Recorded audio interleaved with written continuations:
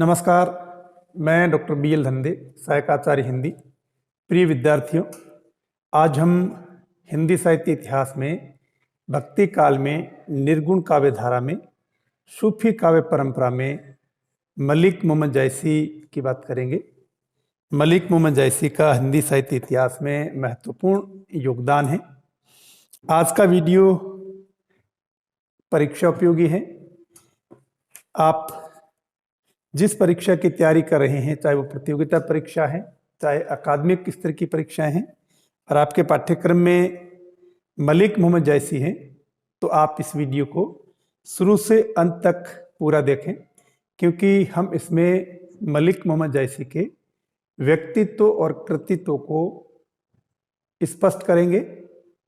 उनका साहित्यिक अवदान क्या है, उनकी रचनाएं कौन कौन सी है, और उनका समय क्या है, और उनका हिंदी साहित्य इतिहास में भक्ति काल में सूफी काव्य परंपरा में क्या योगदान है।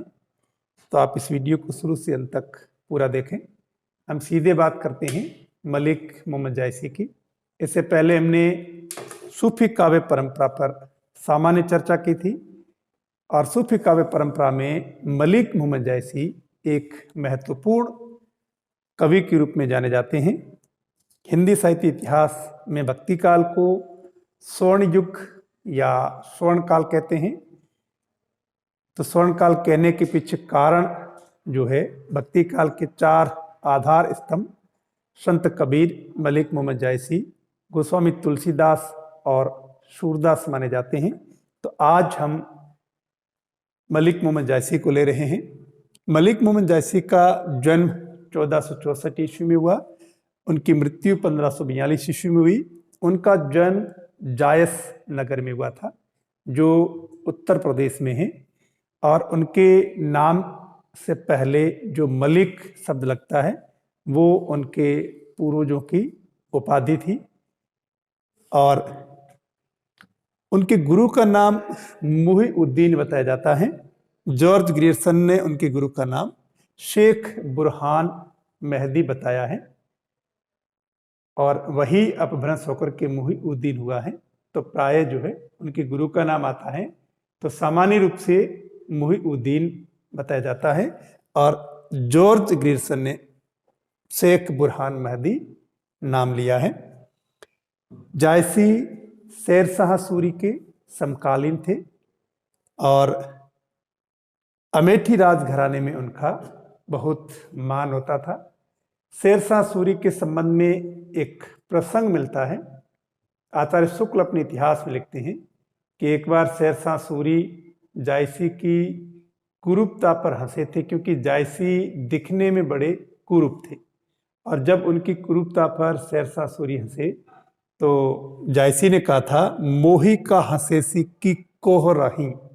आप मुझ पर हंस रहे हैं या मुझे बनाने वाले उस निर्माता पर हंस रहे हैं। तो कहते हैं कि शेरशाह सूरी निरुत्तर हो गए थे। अब उनकी रचनाओं की बात करें तो जायसी की 3 रचनाएं महत्वपूर्ण हैं। अखरावट जो 1505 ईस्वी में मिलता है, आखिरी कलाम जो 1528 ईस्वी में बताया जाता है, और पद्मावत 1540 ईस्वी में लिखा गया, जो जायसी की अक्षय कीर्ति का या प्रसिद्धि का जो है आधार माना जाता है, जिसे आचार्य शुक्ल हिंदी साहित्य का अद्भुत रत्न बताते हैं। और उनकी अन्य रचनाओं में चित्ररेखा, कहरानामा, मसालानामा भी मिलती है।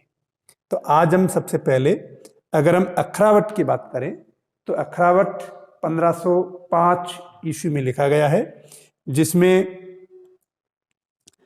तत्व, वर्ण, ईश्वर विषयक बात कही गई है। और अखरावट जो है उनकी पहली रचना बताई जाती है, और अखरावट उनका जो है महत्वपूर्ण भी माना जाता है। इस अखरावट के संबंध में भी अक्सर प्रश्न पूछे जाते हैं। इसमें वर्णमाला के एक एक अक्षर को लेकर सिद्धांत संबंधी तत्वों से भरी चौपाइयां हैं, और इसमें जीव, सृष्टि, ईश्वर के विषय में बात की गई। ऐसा प्रश्न जो है पूछा जा चुका है कि जैसे कि किस रचना में जीव, ईश्वर, सृष्टि के बारे में कहा गया है, तो यह उनकी अखरावट है। और इस तरह से अखरावट के बाद में जो उनकी रचना है वो आखिरी कलाम है, जो 1528 ईस्वी में लिखी गई है। और आखिरी कलाम में कयामत का वर्णन है। और आखिरी कलाम उनकी रचना जो है फारसी में बताई जाती है। आखिरी कलाम में जिस तरह से उन्होंने शेरशाह के समकालीन थे, पद्मावत में सहाय वक्त के रूप में उन्होंने शेरशाह को स्मरण किया है, उसी तरह आखिरी कलाम में जो कयामत को लेकर लिखी गई है, इसमें उन्होंने बाबर की प्रशंसा की है। तो बाबर 1526 में पानीपत का प्रथम युद्ध होता है और 1527 में खानवा की लड़ाई लड़ी जाती है और 1528 में रचना आती है आखिरी कलाम। इसमें उन्होंने सहाय वक्त के रूप में बाबर की प्रशंसा की है। और इसमें उन्होंने अपने जन्म के बारे में भी लिखा है। भा अवतार भोर नो सदी, 30 बरस ऊपर कवि बदी। तो इस तरह से ये उनकी दूसरी रचना है आखिरी कलाम, जिसमें कयामत का वर्णन है। और उनकी तीसरी रचना जो महत्वपूर्ण है पद्मावत, जो 1540 ईस्वी में लिखा बताया जाता है। और अन्य रचनाओं में चित्ररेखा, कहरा नामा, मसाला नामा मिलती है। और अब हम पद्मावत पर जो है विस्तार से बात करेंगे। पद्मावत मसनवी शैली में लिखा बताया जाता है। और पद्मावत की जो कथा वस्तु है उस पर भी बात करेंगे, क्योंकि पद्मावत को लेकर के अक्सर प्रश्न पूछे जाते हैं। पद्मावत की कथा वस्तु के साथ साथ पद्मावत की काव्य शैली क्या है, यह चौपाई दोहा शैली में लिखा गया है। पद्मावत में 7 अर्धालियों के बाद एक दोहा आया है। आचार्य रामचंद्र शुक्ल से मसनवी शैली से प्रभावित बताते हैं।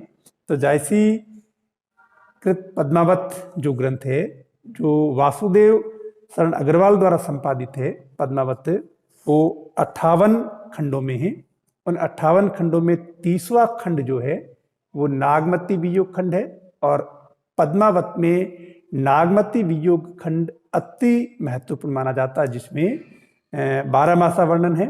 और 12 मासा की शुरुआत जायसी के पद्मावत में आषाढ़ मास से होती है। वो कहते हैं चढ़ा आषाढ़ गगन घन गाजा। तो इस तरह से हम आचार्य रामचंद्र शुक्ल के इतिहास को देखें और आचार्य रामचंद्र शुक्ल पद्मावत की जो कथा वस्तु बताते हैं वो संक्षेप में हम आपको बताना चाहेंगे। कि जैसे कि पद्मावत के संबंध में वो कहते हैं कि सिंहल द्वीप की राजकुमारी पद्मावती होती है, अत्यंत सुंदर होती है। और उसका एक तोता होता है जिसका नाम हीरामन बताया गया है। हीरामन कहते हैं कि एक बार राजा को चिंता होती है कि राजकुमारी की योग्य वर नहीं मिल रहा है। तो हीरामन ये बात राजकुमारी को, पद्मावती को बता देता है। और इस बात का राजा को पता चलता है। तो हीरामन ये सोचता है कि राजा को इस बात का पता चल गया है, तो हीरामन वहाँ से जो है, राजा का कोप भाजन नहीं हो, वहाँ से निकल पड़ता है और वो चित्तौड़ पहुँच जाता है। और चित्तौड़ में कहते हैं कि लंबी कथा है, बहेलिए के हाथ जाता है और वहाँ से वो रत्नसेन के पास पहुँचता है। और रत्नसेन आखेट प्रिय हैं। एक बार आखेट में जाते पीछे तोता घर में होता, नागमती पीछे तोते से पूछ लेती हीरामन से कि मेरे जैसा कोई सुंदर इस दुनिया में है। तो हीरामन कहता है कि जिसे मैं छोड़कर आया हूँ उसमें और आप में दिन और रात का अंतर है। तो नागमती को ये चिंता होती है कि कहीं ऐसा नहीं हो कि राजा आकर के जो है हीरामन के मुंह से ये बात सुने और उसे लेने निकल पड़े और मुझे छोड़ दे। इसलिए वो अपने चेरी से कहती है कि इसको मार दो। चेरी ले तो जाता है लेकिन राजा के भय से मारता नहीं, छिपा कर रखता है। और राजा जैसे ही आखेट से वापस आते हैं तो कहते हैं कि राजा सबसे पहले यही कहते हैं कि हीरामन कहाँ है, क्योंकि राजा का प्रिय तोता होता है हीरामन। और ये कहा जाता है कि हीरामन नहीं है तो राजा कोप करते हैं। तो ऐसी स्थिति में हीरामन को लाया जाता है और यथास्थिति से राजा जैसे ही अवगत होते हैं तो आचार्य शुक्ल लिखते हैं कि रत्नसेन 16,000 कुंवर योगियों के साथ सिंहल द्वीप पहुँचते हैं और वहाँ शिव हनुमान की सहायता से पद्मावती को पाने में सफल होते हैं। और जब पद्मावती को पाने में सफल होते हैं तो वापस चित्तौड़ आते हैं और नागमती और पद्मावती के साथ रहने लगते हैं।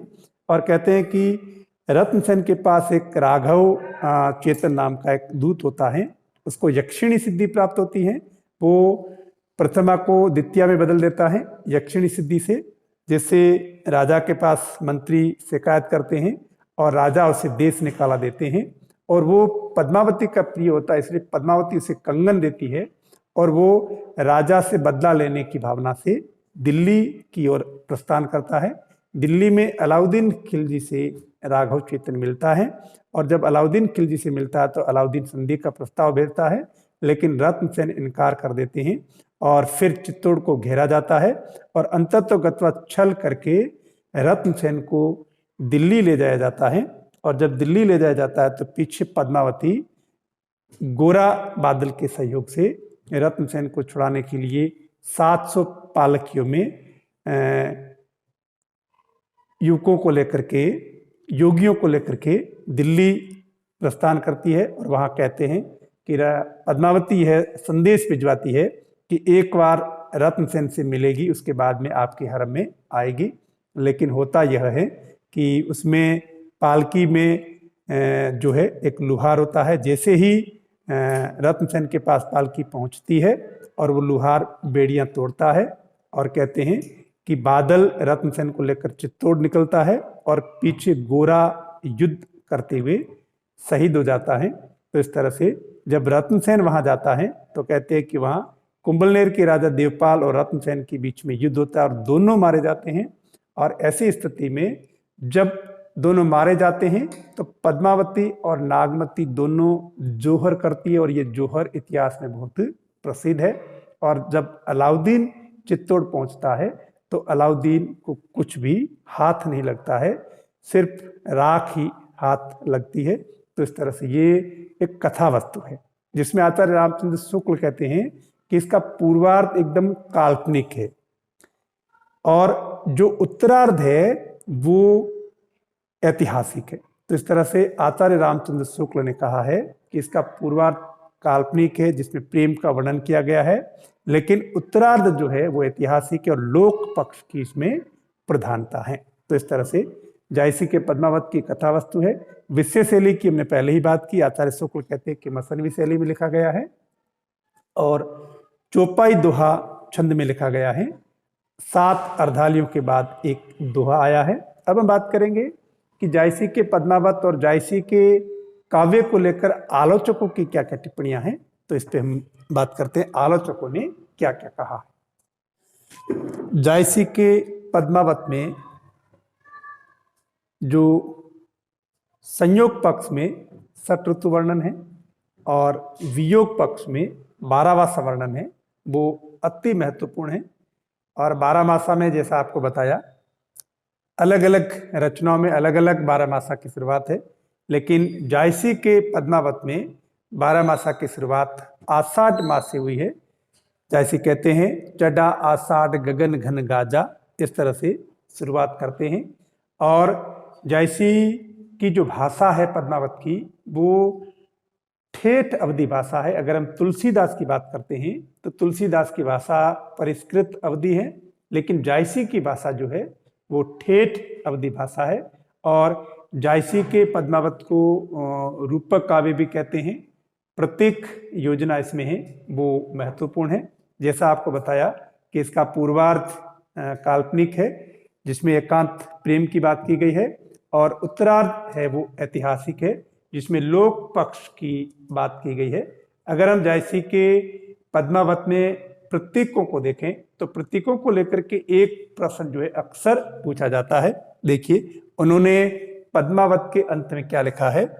तन चितवर मन राजा कीना, हे सिंघल बुद्धि पद्मिनी चीन्हा, गुरु सुवा जे पंथ देखावा, बिन गुरु जगत को निर्गुण पावा, नागमती यह दुनिया धंधा, बांचा सोइन एहिचित बंधा, राघव दूत सोई सेतानु, माया अलाउद्दीन सुल्तान। इस आधार पर एक प्रश्न अक्सर पूछा जाता है कि जायसी ने पद्मावत में किसे किसका प्रतीक बताया। देखिए इन 4 पंक्तियों में कौन किसका प्रतीक है। इसमें देखिए, तन चितवर मन राजा कीना ही सिंगल बुद्धि पद्मिनी चीना। ठीक है, तो चित्तौड़ किसका प्रतीक है? तन का प्रतीक है। कौन? चित्तौड़। और राजा कौन है? रत्नसेन है। रत्नसेन किसके प्रतीक है? मन के प्रतीक है। जो राजा रत्नसेन है वे मन के प्रतीक है, चित्तौड़ तन का प्रतीक है। और ही सिंगल बुद्धि पद्मिनी चीना, जो सिंहल द्वीप है वो हृदय का प्रतीक है। और बुद्धि पद्मिनी चिन्हा, और जो पद्मावती है वो बुद्धि का प्रतीक है। इसमें जो है कई तरह से आलोचकों ने अलग अलग अपना मत दिया है। कोई पद्मावती को परमात्मा का प्रतीक बताता है, तो यहाँ ही सिंगल बुद्धि पद्मिनी चीना का यहाँ बुद्धि का अर्थ सात्विक बुद्धि से लिया जाना है। सात्विक बुद्धि को कई आलोचक परमात्मा से जोड़कर देखते हैं। फिर है गुरु सुवा जय पंथ देखावा, बिन गुरु जगत को निर्गुण पावा। पहली पंक्ति में 4 प्रतीक है और दूसरी पंक्ति में सुवा जो है वो किसका प्रतीक है? सुवा गुरु का प्रतीक है, जिसका नाम भी पूछा जाता है, हीरामन नाम है। और ये किसका प्रतीक है? गुरु का प्रतीक है। और आपको बताया कि भक्ति काल में निर्गुण काव्य धारा में, चाहे वो संत काव्य हो, सूफी काव्य हो, गुरु को महत्व दिया गया है। तो यहाँ जायसी पद्मावत में सुगा, जिसका नाम हीरामन है, के माध्यम से गुरु का महत्व जो है बताते हैं। गुरु सोवा जे पंथ दिखावा, बिन गुरु जगत को निर्गुण पावा। यानी हीरामन ही होता है जो रत्नसेन को रास्ता बताता है, और हीरामन के बताए रास्ते पर चल करके रत्नसेन सात्विक बुद्धि या परमात्मा रूपी पद्मावती को पाने में सफल होता है। फिर है नागमती यह दुनिया धंधा। यहाँ नागमती किसका प्रतीक है? सांसारिकता का प्रतीक। यह प्रश्न अक्सर पूछा जाता है कि नागमती किसका प्रतीक है? सांसारिकता का या दुनिया का। बांचा सोइन ऐचित बंधा, राघव दूत सोई शैतानु, माया अलाउद्दीन सुल्तान। राघव दूत सोई शैतान, राघव दूत किसका प्रतीक है? शैतान का प्रतीक है, ध्यान देना। और अलाउद्दीन किसका प्रतीक है? माया का प्रतीक है। तो ध्यान देना, राघव दूत शैतान का प्रतीक है और एक प्रकार से बाधक बनता है, क्योंकि वो जाकर के पद्मावती रत्नसेन के प्रेम में वही बीच में एक दरार बनता है, क्योंकि वही जाकर के पद्मावती के अनिंद्य सौंदर्य की बात अलाउद्दीन से करता है, और अलाउद्दीन उसके मुख से सुंदरता का वर्णन सुन करके चित्तौड़ पर आक्रमण करता है, चित्तौड़ को घेरता है। और इस तरह से अलाउद्दीन को माया का प्रतीक बताया गया है और राघव दूत को शैतान का प्रतीक बताया गया है। तो इस तरह से पद्मावत में प्रतीक योजना को लेकर अगर प्रश्न पूछा जाता है तो ध्यान देना है, आपको इन 7 प्रतीकों को लेकर के ध्यान देना। 7 प्रतीकों को लेकर के प्रश्न पूछा जाएगा, जिसमें 4 हमने पहली पंक्ति में ही बताए और 1 दूसरी पंक्ति में सुआ है जो गुरु का प्रतीक है, तीसरी पंक्ति में नागमती है सांसारिकता का प्रतीक है, और चौथी पंक्ति में 2 है राघव दूत या राघव चेतन शैतान का प्रतीक है, अलाउद्दीन माया का प्रतीक है। तो इस तरह से आपको प्रतीक को लेकर के अगर प्रश्न पूछा जाता है तो आपको उसका उत्तर इस तरह से देना है। अब हम बात करेंगे कि जायसी को लेकर, उनके पद्मावत को लेकर आलोचकों ने क्या क्या टिप्पणियां की। हम यहाँ 3-4 आलोचकों को लेंगे। सबसे पहले हम आचार्य रामचंद्र शुक्ल की बात करें तो आचार्य रामचंद्र शुक्ल कहते हैं कि जायसी की अक्षय कीर्ति का आधार जो है वो पद्मावत है, और साथ ही वे कहते हैं प्रेम कथा की परंपरा में पद्मावत सबसे प्रौढ़ और सरस रचना है। वे जायसी के पद्मावत को लेकर एक महत्वपूर्ण टिप्पणी करते हैं कि जायसी का हृदय कैसा कोमल और प्रेम की पीर से भरा हुआ था। ध्यान देना, आचार्य शुक्ल ने प्रेम की पीर शब्द का प्रयोग घनानंद के लिए भी किया है, आलम के लिए भी किया है और बोधा के लिए भी किया है, लेकिन अलग अलग शब्दावली में प्रयोग हुआ है। घनानंद के संदर्भ में बात करते हैं तो प्रेम की पीर, धीर, पथिक तथा जबादाने का दावा रखने वाला, इस तरह से कहते हैं। और जायसी के संदर्भ में कहते हैं तो वे कहते हैं जायसी का हृदय कैसा कोमल और प्रेम की पीर से भरा हुआ था। तो ध्यान देना, या प्रेम की पीर का कवि वो जायसी को भी कहते हैं। और आगे वे कहते हैं कि पद्मावत हिंदी काव्य क्षेत्र में एक अद्भुत रत्न, ये परीक्षा में प्रश्न कई बार पूछा गया है। ध्यान देना, आचार्य रामचंद्र शुक्ल के जो आदर्श है वो गोस्वामी तुलसीदास है, लेकिन उन्होंने जो टिप्पणी की है, प्रश्न परीक्षा में पूछा जाता है कि आचार्य रामचंद्र शुक्ल ने हिंदी काव्य क्षेत्र में एक अद्भुत रत्न किसे बताया है, तो विकल्प में रामचरितमानस भी होगा, सूरसागर भी होगा, और भी रचनाएं होगी। लेकिन ध्यान देना, आचार्य रामचंद्र शुक्ल ने ये टिप्पणी पद्मावत के संदर्भ में की है। आगे शुक्ल लिखते हैं, हिंदू हृदय और मुसलमान हृदय आमने सामने करके अजनबीपन मिटाने वालों में इन्हीं का नाम लेना पड़ेगा। ध्यान देना, कंफ्यूज करने के लिए विकल्प में रहीम का हो सकता है, रसखान का हो सकता है, अमीर खुसरो का हो सकता है, लेकिन यह जो टिप्पणी की गई है वो टिप्पणी उन्होंने जायसी के लिए की है कि हिंदू हृदय और मुसलमान हृदय आमने सामने करके अजनबीपन मिटाने वालों में इन्हीं का नाम लेना पड़ेगा। तो आप ध्यान से अच्छी तरह से इसको तैयार करके जाएं। यह उन्होंने जायसी के लिए की है, जैसा कि भारतेंदु जी ने रसखान के लिए कहा है इन मुसलमान हरि जनन पर कोटिन हिंदुन वारिये। वहां आपको कंफ्यूज नहीं होना, वो भारतेंदु जी ने रसखान के लिए कहा है। लेकिन यहाँ यह जो टिप्पणी है कि हिंदू हृदय और मुसलमान हृदय आमने सामने करके अजनबीपन मिटाने वालों में इन्हीं का नाम लेना पड़ेगा, यह आचार्य रामचंद्र शुक्ल ने जायसी के लिए कहा है। आगे वो एक दो टिप्पणियां और करते हैं जिसको बोर्ड पे लिखना संभव नहीं है। वे टिप्पणियां हैं कि इन्होंने मुसलमान होकर, इस तरह की टिप्पणी रामस्वरूप चतुर्वेदी भी हिंदी साहित्य संवेदना का विकास में करते हैं, वो हम आगे लेंगे। लेकिन आचार्य शुक्ल क्या कहते हैं कि इन्होंने मुसलमान होकर हिंदुओं की कहानियां हिंदुओं की बोली में पूरी सहृदयता से कहकर उनके जीवन की मर्म स्पर्शिनी अवस्थाओं के साथ अपने हृदय का पूर्ण सामंजस्य दिखा दिया है। इसी तरह से आगे वो कहते हैं कि नागमती की वीर वर्णन में जायसी ने यद्यपि कहीं कहीं ऊहात्मक पद्धति का सहारा लिया है, फिर भी उसमें गांभीर्य बना हुआ है। बिहारी की विरह व्यंजना की भांति उसमें उछल कूद और मजाक नहीं है। जायसी की अत्युक्तियों बात की करामात नहीं जान पड़ती, हृदय की अत्यंत तीव्र वेदना के शब्द संकेत प्रतीत होती हैं। तो इस तरह की टिप्पणियां परीक्षा में अक्सर पूछी जाती है। फिर वे कबीर से तुलना करते हुए कहते हैं कि कबीर ने केवल भिन्न प्रतीत होती हुई परोक्ष सत्ता की एकता का आभास दिया था। ध्यान देना, कबीर से भी वो तुलना करते हैं। क्या कहते हैं? कबीर ने केवल भिन्न प्रतीत होती हुई परोक्ष सत्ता की एकता का आभास दिया था, प्रत्यक्ष जीवन की एकता का दृश्य सामने रखने की आवश्यकता बनी थी, यह जायसी द्वारा पूरी हुई। तो इस तरह से उन्होंने ये टिप्पणी की। आचार्य शुक्ल की ये 2-3 टिप्पणियां जिसे हमने बोर्ड पे लिखा, 2-3 टिप्पणियां आपको बताई, ये परीक्षा में अक्सर पूछी जाती है।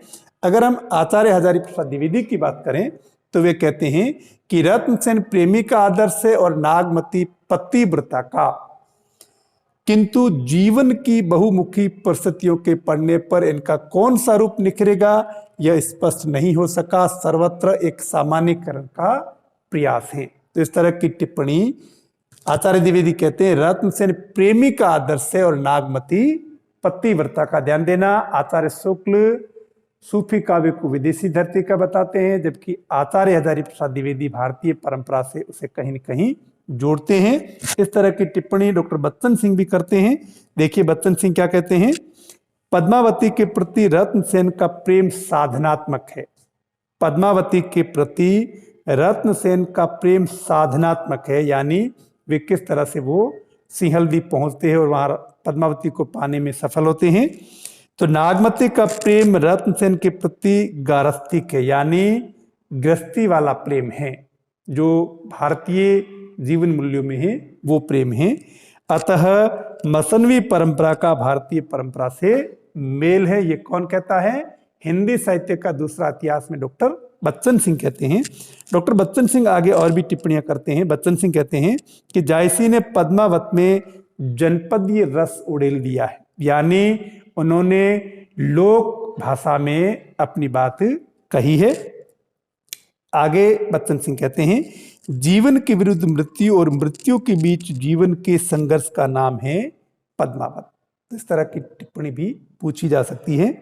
और डॉक्टर बच्चन सिंह ने हिंदी साहित्य का दूसरा इतिहास में लिखा है कि जायसी की अवधि अवधि की अर्घान है, यानी उनकी अवधि जो है अवधि की अर्घान, अर्घान का यह अर्थ है महक, अवधि की महक है, यानी उन्होंने ठेठ अवधि भाषा में लिखा है जिसमें एक मिठास है। तो इस तरह से ये टिप्पणियां हमने ली डॉक्टर बच्चन सिंह की। अब हमने एक टिप्पणी आपको बताया था आचार्य शुक्ल से तुलना करके रामस्वरूप चतुर्वेदी की टिप्पणी, जो हिंदी साहित्य संवेदना का विकास में लिखते हैं। रामस्वरूप चतुर्वेदी लिखते हैं, मुसलमान होकर हिंदू शौर्य की गाथा, मुसलमान होकर हिंदू शौर्य की गाथा दिल्ली के सुल्तान के विरुद्ध एक नाजुक प्रसंग है, पर जायसी पद्मावत के चित्रण में एकदम खरे उतरते हैं। तो ध्यान देना, इस तरह की टिप्पणियां परीक्षाओं में अक्सर पूछी जाती है। तो आज हमने मलिक मोहम्मद जायसी को लिया।